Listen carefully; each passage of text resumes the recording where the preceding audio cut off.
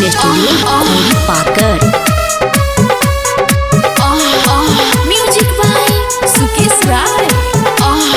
हमारा से खेला काहे करो तारू रानी, पिए दो जवनिया के धीरे धीरे पानी। हमारा से खेला काहे करो तारू रानी, पिए दो जवनिया के धीरे धीरे पानी। भोला बरदास नहीं कोबले शाम जाई, भोला बरदास नहीं कोबले शाम जाई। सभी लोग जान जाई, चुमा लेके मान जाए। छोड़ी ना मिली भरपूर न तो राजा जी फरान जाए।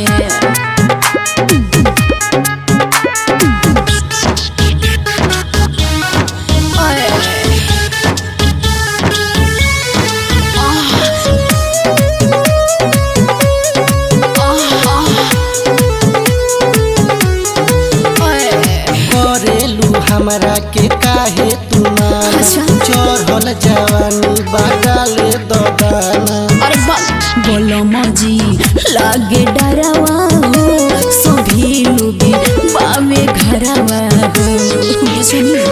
रात वाला बात ना केहू के काने कान जाई, रात वाला बात ना केहू के काने कान जाई। सभी लोग जान जाई, चुमा लेके मान जाए। मिली भरपूर न तो राजा जी फरान जाए।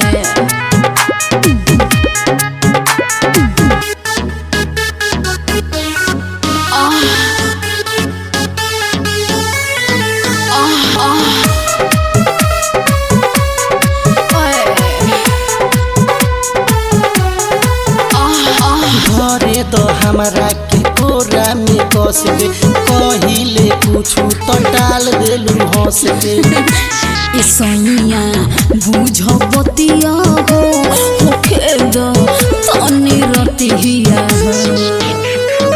अजय बेदरदी सुकेश उला फान जाई, अजय बेदरदी सुकेश उला फान जाई। सभी लोग जान जाई, चुमा लेके मान जाई। मिली भरपूर न तो राजा जी फरान जाए।